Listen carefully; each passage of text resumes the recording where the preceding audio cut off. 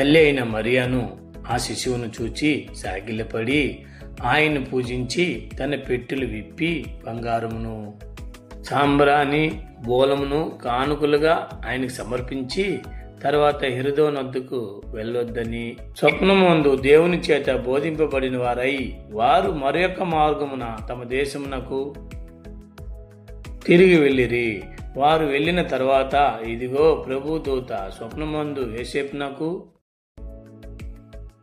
ప్రత్యక్షమై హెరోదు ఆ శిశువును సంహరింపవలనని ఆయనను వెదుకుచున్నాడు కనుక నీవు లేచి ఆ శిశువును ఆయన తల్లిని వెంటబెట్టుకొని ఐగుప్తునకు పారిపోయి నేను నీతో తెలియజెప్పే వరకు అక్కడే ఉండమని అతనితో చెప్పాను. అప్పుడు అతను లేచి రాత్రివేళ శిశువును తల్లిని తోడుకొని ఐగుప్తునకు వెళ్లి ఐగుప్తుల నుండి నా కుమారుని పిలిచి తిని ఆయన ప్రవక్త ద్వారా ప్రభు సెలవిచ్చెను. మాట నెరవేర్చబడినట్లు హెరోదు మరణం వరకు అక్కడనే నుండను.